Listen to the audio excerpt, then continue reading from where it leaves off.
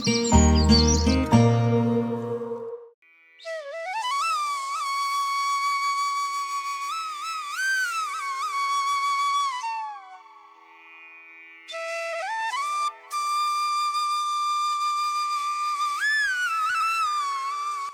का छोटा सा घर।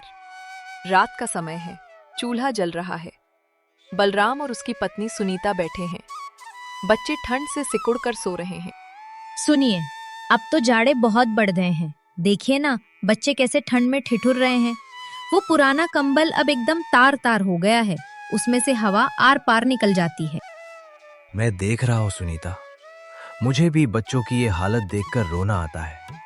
लेकिन तुम तो जानती हो, मेरी मजदूरी से बमुश्किल 2 वक्त की रोटी का जुगाड़ हो पाता है। महंगाई इतनी है कि कुछ बचता ही नहीं।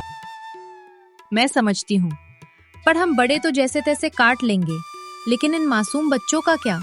अगर ये बीमार पड़ गए तो दवा के पैसे भी नहीं है हमारे पास। इस बार आपको कैसे भी करके एक नया कंबल लाना ही पड़ेगा। ठीक है सुनीता, मैं कोशिश करूंगा। एक कंबल कम से कम 10 रुपए का आएगा। मेरे पास बड़ी मुश्किल से जमा किए हुए 5 रुपए हैं। और वो हरिया किसान, आप बता रहे थे कि उसे आपसे 5 रुपए उधार लिए हुए काफी समय हो गया है। अगर वो पैसे मिल जाएं, तो हमारे पास 10 रुपए हो जाएंगे। हाँ, तुम सही कह रही हो। मैं कल सुबह ही उसके पास जाऊंगा।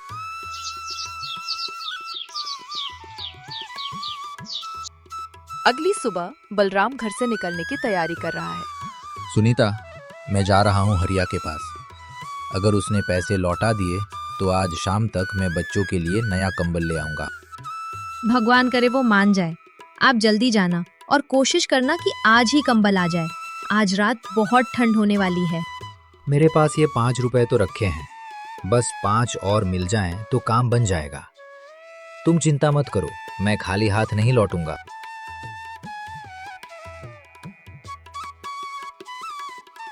हरिया किसान का घर।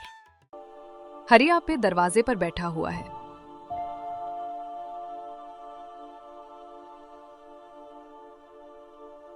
राम राम हरिया भाई, कैसे हो?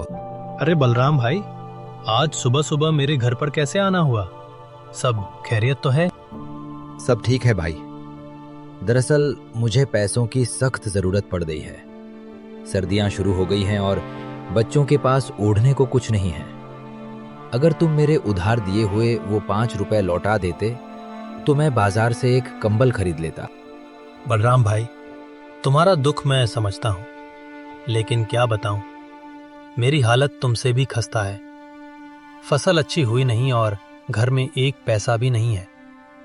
अभी तो मैं तुम्हारे पैसे नहीं दे पाऊंगा। तुम फिर कभी आना। भाई ऐसा मत करो, मेरे बच्चे ठंड से कांप रहे हैं। मुझे अपनी चिंता नहीं है, पर बच्चों की खातिर कुछ तो इंतजाम कर दो। हरिया की पत्नी घर के अंदर से सारी बातें सुन रही होती है और बाहर आती है। शर्म नहीं आती तुम्हें? बलराम भाई इतनी मजबूरी में तुम्हारे पास आए हैं। ये कड़कड़ाती ठंड में बिना कंबल के रात कैसे काटेंगे? अरे भाग्यवान, जब जेब में पैसा ही नहीं है तो मैं क्या करूं? चोरी करूं क्या? रुको, मेरे पास सब्जी बेचने से मिले ये 3 रुपए रखे हैं। बलराम भाई, आप ये 3 रुपए रख लो। बाकी के 2 रुपए जैसे ही आएंगे हम आपको भिजवा देंगे। भाभी जी, आपका बहुत बहुत एहसान। ये 3 रुपए भी मेरे लिए बहुत हैं। अब मेरे पास कुल 8 रुपए हो गए हैं। शायद इतने में कोई सस्ता कंबल मिल जाए। बलराम बाजार जाता है। वहां बनिए की कंबल की दुकान में बलराम उम्मीद लेकर पहुंचता है। सेठ जी राम राम, मुझे एक सस्ता और मजबूत कंबल चाहिए। आओ बलराम, देखो ये कंबल बहुत बढ़िया है। गर्माहट ऐसी कि पसीना आ जाए। इसकी कीमत 10 रुपए है। सेठ जी, ये तो बहुत महंगा है। क्या इससे सस्ता कोई कंबल नहीं है?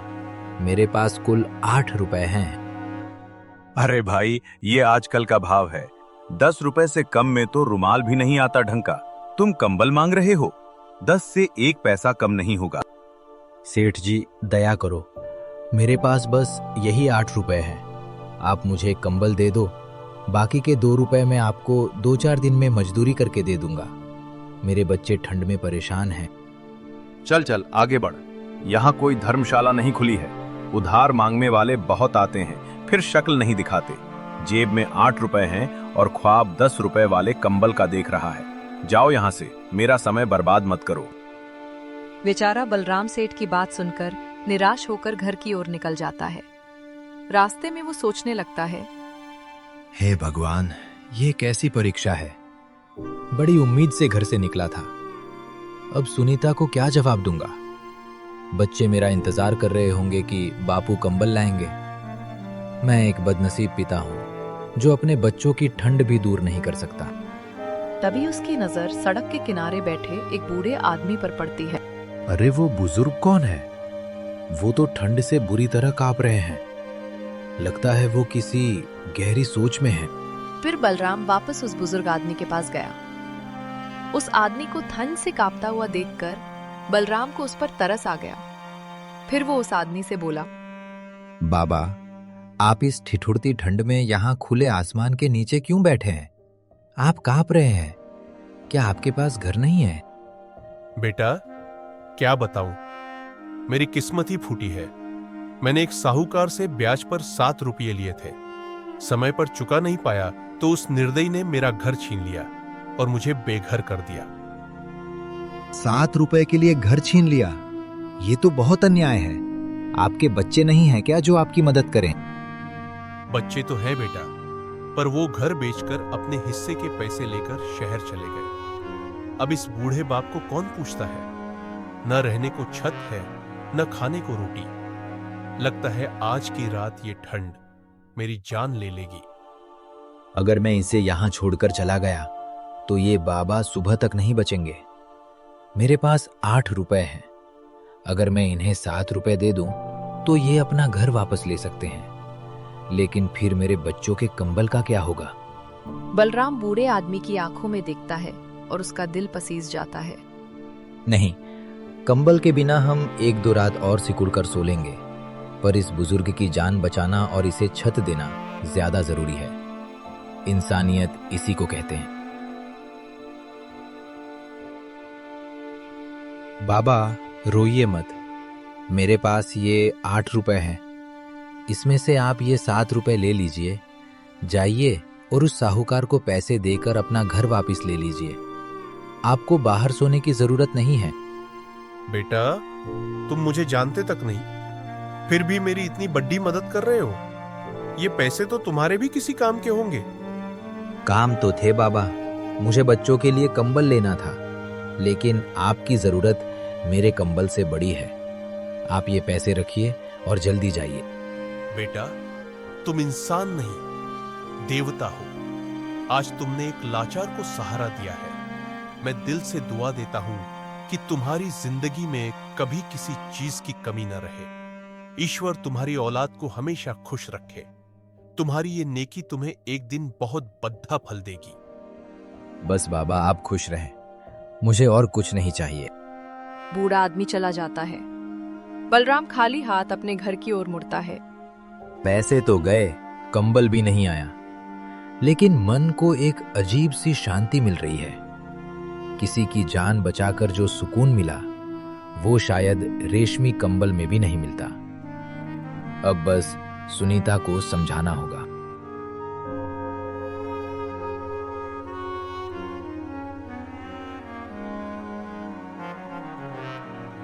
रात हो चुकी है। सुनीता दरवाजे पर बैठी इंतजार कर रही है। बलराम खाली हाथ घर में दाखिल होता है।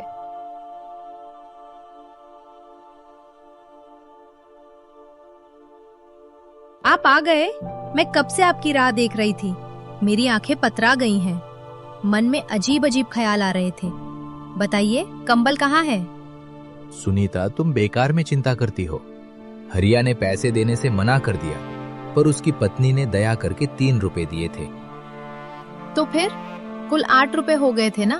आप कंबल क्यों नहीं लाए? और वो पैसे कहाँ हैं? सुनीता, वो 8 रुपए मैंने नहीं बचाए। रास्ते में एक लाचार बूढ़ा आदमी मिला था। साहूकार ने उसका घर छीन लिया था। वो ठंड में मर जाता, इसलिए मैंने वो सारे पैसे उसे दे दिए ताकि वो अपना घर वापस ले सके।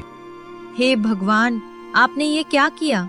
कहते हैं जो दिया घर की रोशनी के लिए होता है, उसे मंदिर में नहीं जलाया जाता। हम खुद मुसीबत में हैं, बच्चे ठंड में ठिठुर रहे हैं और आप दुनिया भर का ठेका लेकर बैठे हैं। अब बच्चों को क्या उड़ाएंगे? तुम सही कह रही हो सुनीता, लेकिन उसकी जान बचाना जरूरी था। ईश्वर कोई ना कोई रास्ता जरूर निकालेंगे। घर के अंदर सुनीता ने जैसे तैसे बची हुई रोटियां और पानी रखा है। बलराम खाने बैठता है। बच्चों ने खा लिया? हाँ, 2 रोटियां थी, वो बच्चों को खिला दी। एक आपके लिए है। मेरा पेट भरा हुआ है। तभी दरवाजे पर खटखट होती है। सुनीता दरवाजा खोलती है। बाहर एक बूढ़ी औरत खड़ी है। बेटी, मुझ पर दया करो। कल से कुछ नहीं खाया है, पेट में आग लगी है। कुछ खाने को दे दो, भगवान तुम्हारा भला करेगा। माँ जी, हमारे घर में खुद खाने को लाले पड़े हैं, न राशन है न पैसा। माफ करो, जाओ यहाँ से। बलराम उठकर आता है। रुको सुनीता, किसी भूखे को दरवाजे से खाली हाथ नहीं लौटाते। माँ जी, आप अंदर आइए। आप क्या कर रहे हैं? घर में और खाना नहीं है? मेरी वाली रोटी इन्हें दे दो, मैं पानी पीकर सो जाऊंगा। बड़ों की दुआओं में बहुत ताकत होती है। बलराम अपनी रोटी उस औरत को खिला देता है। औरत दुआएं देती हुई चली जाती है।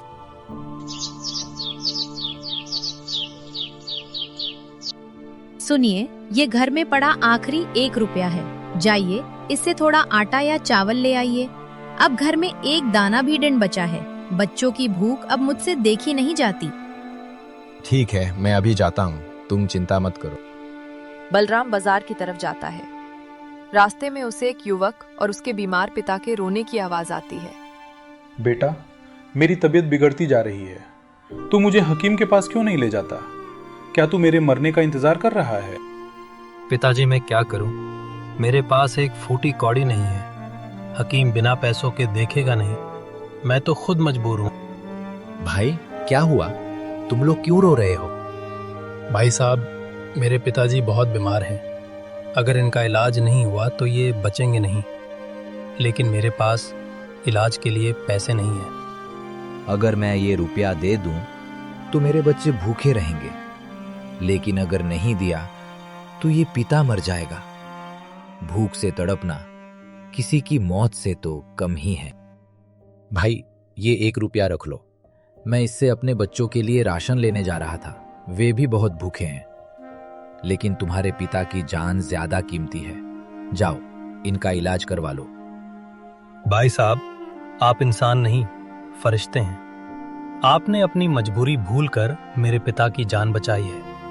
मैं आपका यह एहसान कभी नहीं भूलूंगा। इसके बाद बलराम वहां से चला जाता है। बलराम घर लौटता है। उसका हाथ एकदम खाली है।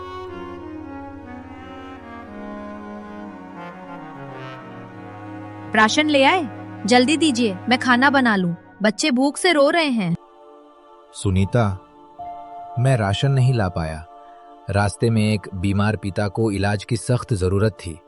मैंने वो 1 रुपया उसे दे दिया। बस बहुत हुआ। आपको सिर्फ बाहर वालों का दर्द दिखता है। घर में आपके अपने बच्चे भूख से तड़प रहे हैं, उनका क्या? कल से आपने भी कुछ नहीं खाया, मैंने भी नहीं खाया। दूसरों को बचाने के चक्कर में आप अपने परिवार को मार डालेंगे क्या? सुनीता, शांत हो जाओ। जो किसी के नसीब का होता है वो उसे मिलता है। वो आदमी मर जाता सुनीता। और यहाँ हम क्या जिंदा हैं? अब मैं इन भूखे बच्चों को क्या जवाब दूं? थोड़ी देर बाद घर के अंदर सुनीता उदास बैठी है। सुनिए, अब बस यही एक रास्ता बचा है। ये मेरी शादी की अंगूठी है। इसे ले जाइए और साहूकार के पास गिरवी रख दीजिए। नहीं सुनीता, ये हमारी निशानी है। मैं इसे कैसे? निशानी से पेट नहीं भरता। इसे साहूकार को देकर कुछ पैसे ले आइए। जब हमारे पास पैसे होंगे हम इसे छुड़ा लेंगे। अभी बच्चों का पेट भरना जरूरी है। ठीक है, मैं जाता हूँ। बलराम साहूकार के पास जाता है, अंगूठी गिरवी रखता है और राशन लेकर घर आता है।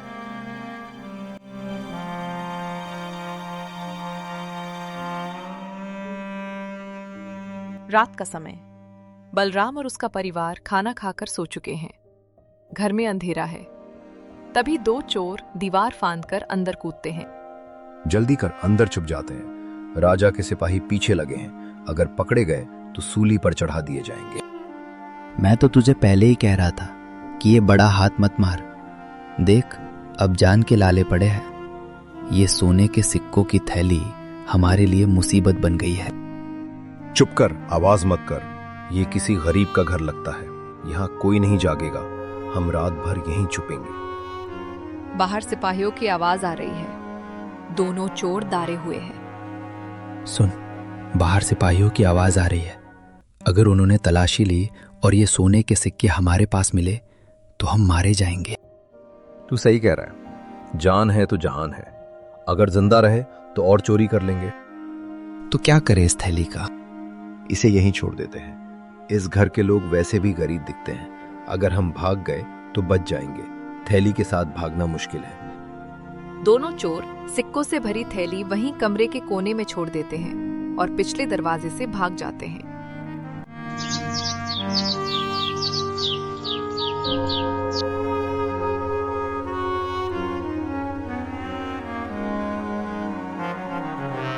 अरे सुनिए, जल्दी इधर आइए।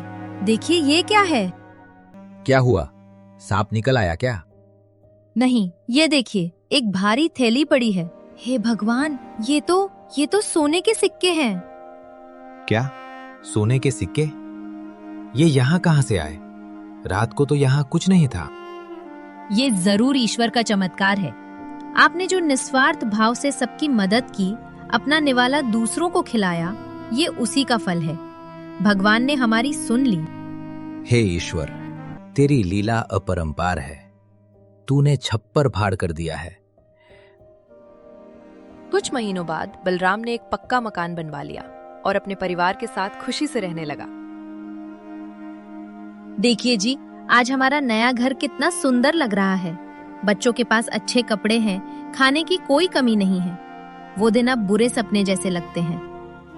हाँ सुनीता, उस दिन अगर मैं उस बूढ़े आदमी की मदद न करता या उस भूखी माँ को रोटी न देता तो शायद ईश्वर हमें ये दिन न दिखाते। इंसान को बस नेकी करनी चाहिए, उसका फल ऊपर वाला किसी न किसी रूप में जरूर देता है। आप सच कहते हैं, नेकी कभी व्यर्थ नहीं जाती। दोनों खुशी खुशी अपने बच्चों के साथ नए घर में प्रवेश करते हैं। दोस्तों, इस कहानी से हमें यही सीख मिलती है कि मुसीबत में भी हमें दूसरों की मदद करना नहीं छोड़ना चाहिए। अच्छे कर्मों का फल देर से ही सही, लेकिन मिलता जरूर है।